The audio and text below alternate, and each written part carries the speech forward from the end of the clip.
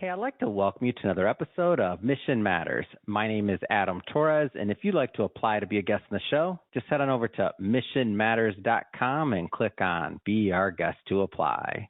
All right, so today I have Chad Olivier on the line, and he's CEO and founder over at Olivier Group. Chad, welcome to the show. Great. Thanks for having me, Adam. All right, Chad. So we got a lot to talk about here today. So financial growth and legacy building, strategies for success.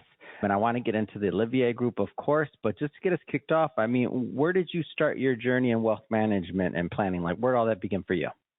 Sure. I started in 1996 at a little firm in New Orleans, Oldie Stockbrokers. And then from the firm that would hire, 22, 23-year-olds right out of college. Mm-hmm. I started there and started basically my career just cold calling, I would say, little old ladies on tax-free bonds. And got my foot in the door and then started with doing seminars and then moved to a regional firm, Morgan Keegan, a couple, 2.5 years later, and then started Olivier Group in 2002. And so when you started Olivier Group, what was the vision for this? Like, I know when you move from one company and then you go out and you hang your own shingle, and I'll pick on myself for a moment here. I remember when I went independent and I worked for some of the bigger companies for many, many years, and I started my first RIA and I hung my shingle. Like, that was a big move as an entrepreneur to make that jump and to like leave that kind of safety net, if you will. Like, what were you thinking when you did that? What was the vision? So the vision was, from the beginning, was to make sure that we're able to take care of our clients, that we right. it's at anything. So our motto was like, anything with a dollar sign, we step in and we help clients with. So I did it at a much smaller scale back then.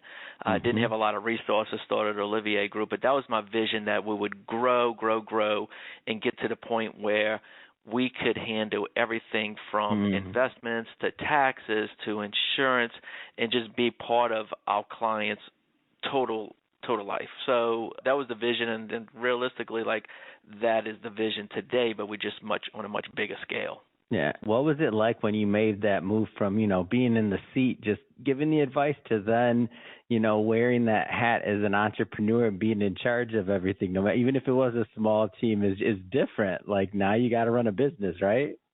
So, I was 29 years old, and I would say I was a nervous wreck. And just I'm taking you back there, because I was man, when I started my RIA, I was like, wait a minute, I was great at production, I was great at producing. I'm speaking for myself, not for you, but I was like, man, I don't know how to run a business. I remember thinking that. I'm like, oh, I'm in trouble here. Like, there was like all of a sudden I had a whole nother job that I had to do. I'm like, wait a minute.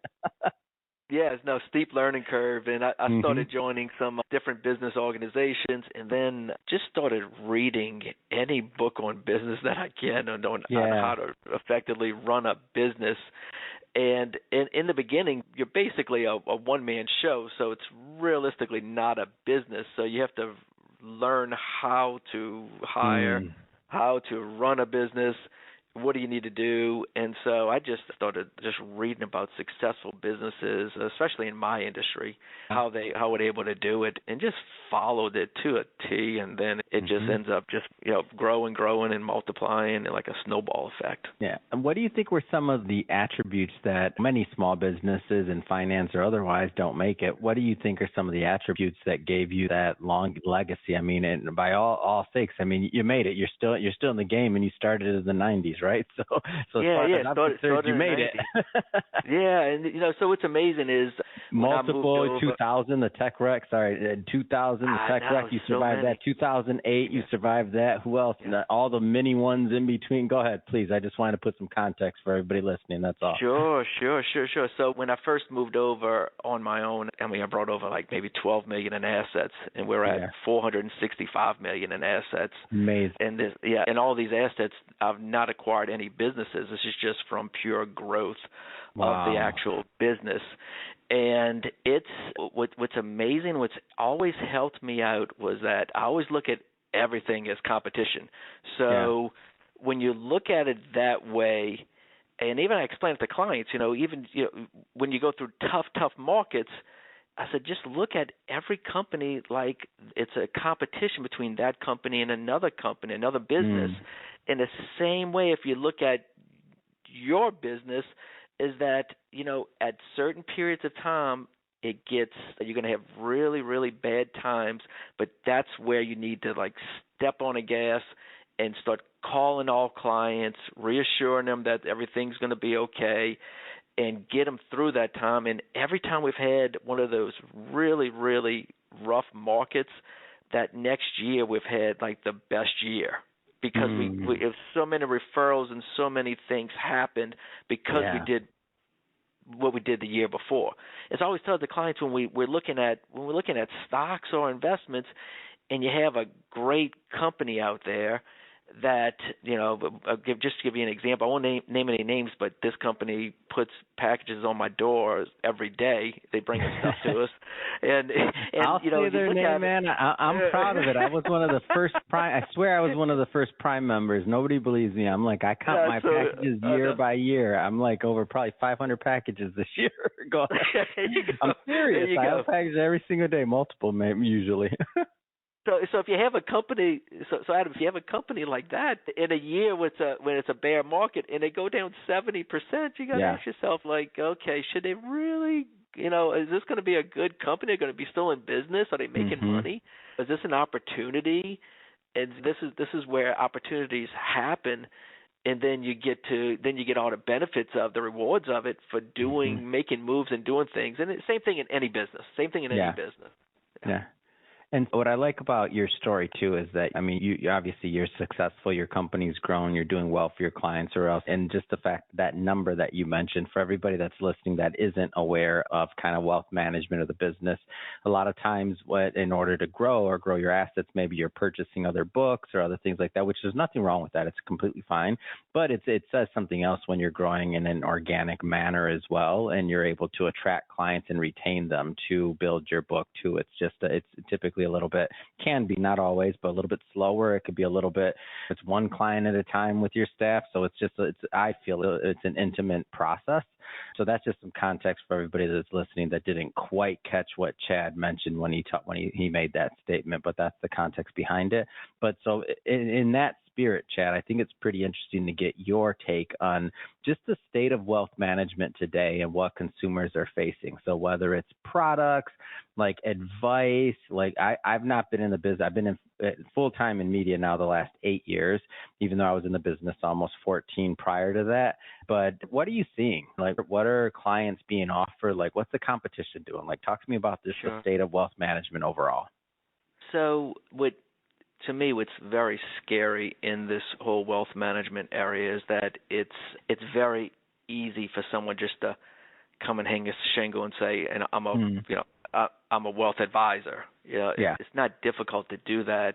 What we always stress to the public or to our clients is that you want to work with a team of certified financial planners. Certified financial planner is like the top echelon of our business, like doing so much more than just hanging out a shingle. And then you want to work with someone that's got fiduciary. It's in your best interest. So what we run across, and this is in most cities, is that we run it across the insurance agents that are just selling products, and they scaring people in products where they're putting statements out there like, other advisors going to lose your money because the market is so risky, and we have these products that have, the G word, which is guarantees, that you're not going to run out of money, and all of these bells and whistles.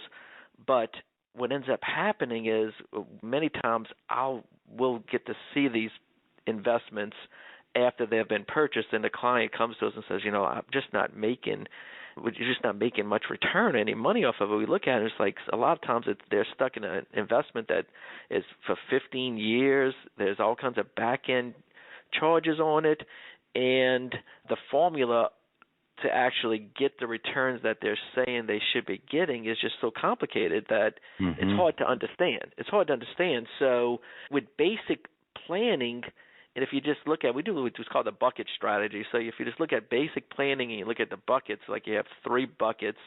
One bucket is your like now money that you live off of, that's safe money. Then you got the mid bucket, which is going out, like this, 2 to 10 year period that may have bonds, ETFs, and some, maybe high big dividend stocks. And then you got the more aggressive in the third bucket, which will be growth companies, growth stocks. And you work through those buckets, like you will be totally fine in retirement or trying to pass assets on to your heirs.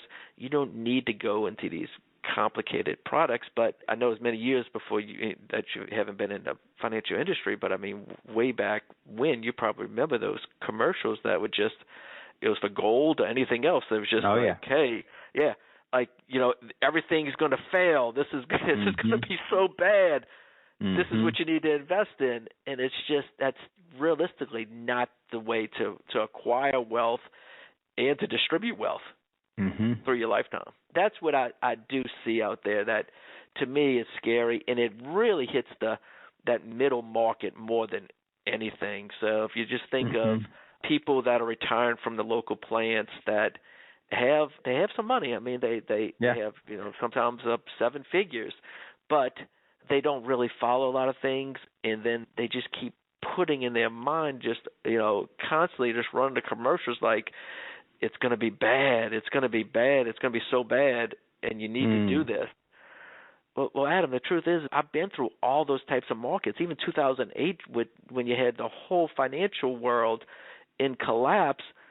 But if you have like a very diversified, strong portfolio, and you made some moves, which we did during that time, where you get things at deep discounts, like in a matter of a few years, you did incredible. And then 5 or 6 years after that, you've doubled what you've done even before that crisis happened. So that's how you have to look at things. Like, it's just investing is investing, and you have to have a plan. But you have to take advantage of things, and you just don't throw in the towel at any point. That is always key. Yeah.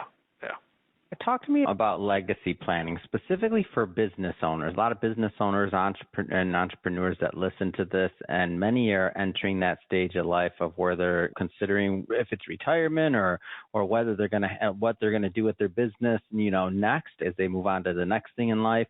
Talk to me about legacy planning and some of the work that you're doing with business owners. Sure. So I'm a certified exit planner, and as a certified exit planner, I mean, we're preparing our business owners for exits, even if it's not even in the near future. So when we meet with our business owners, the first thing we pose the question is, hey, are you ready to sell? Are you ready to grow? Are you ready to sustain? What do you want to do? And so from that question, then we kind of look and see what's the next step. And ideally what you want to do with the business is make sure that you're maximizing their value at any time. So the problem we see with many business owners is that they're living through the business, living off the business, and it's not getting ready for sale. So they're not maximizing the actual value of that business.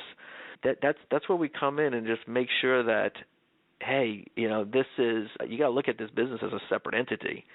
This is not you, and you're not the business. Like, this is a separate Which entity. is hard sometimes for the business owners, myself included, because that's our baby, right? We lived it. You built it.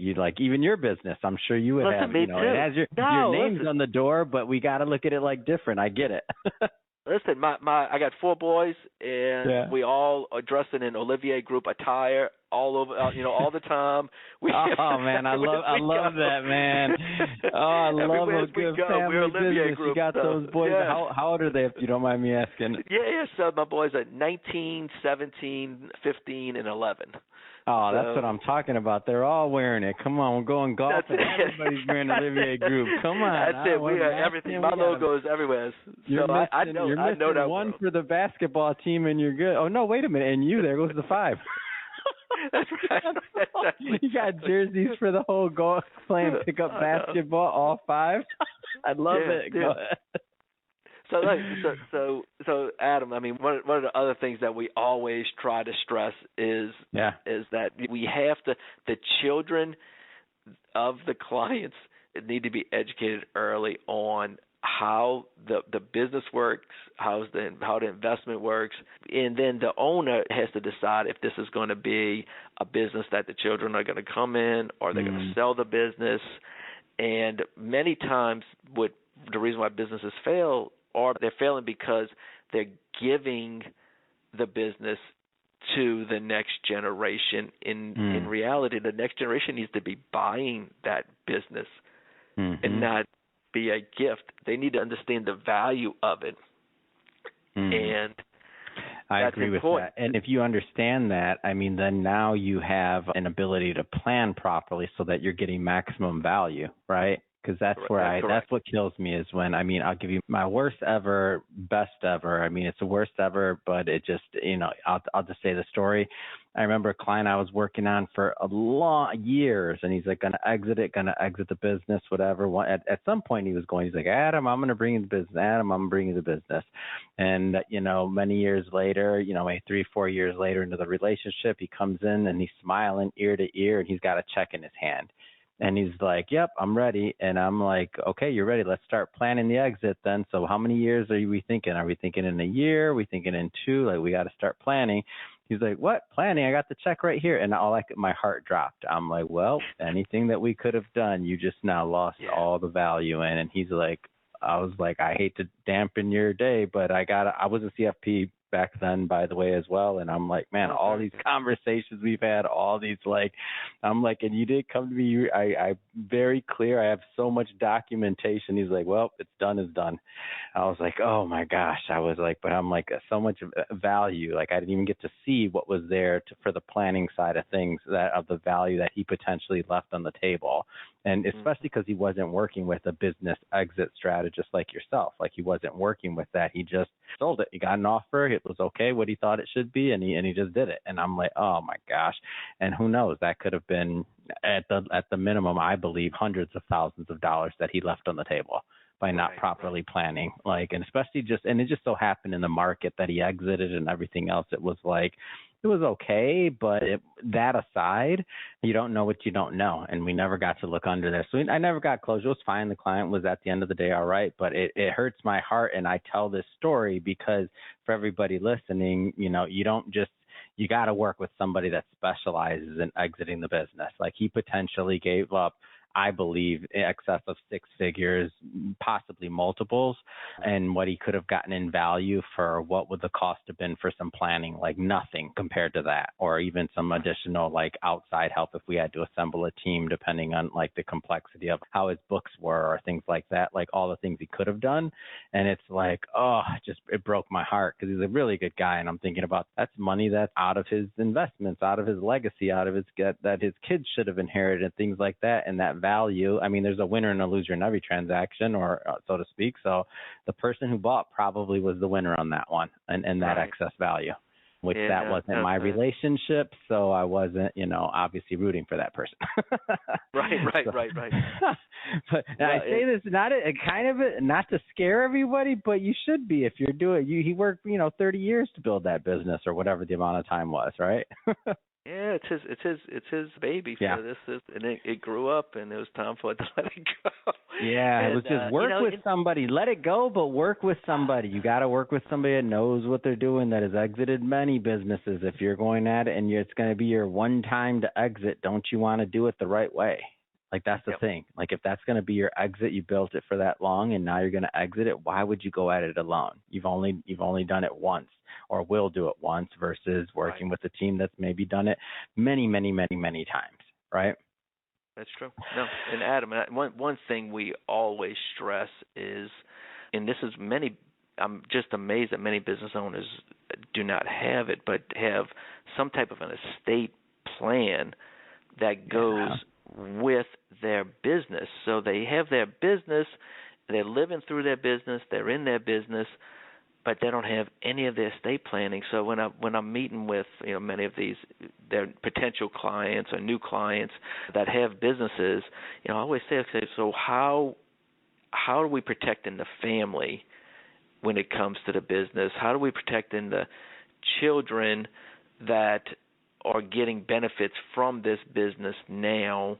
Do we have trust set up to make sure that their spouses can't touch that money? Like, it's got to stay. Everything's got to stay in the family unit, and that's what I tell them. I said it can go down from their children, but it's not going to go to this. That the spouse is not going to be part of that trust, no matter how much you like the spouse.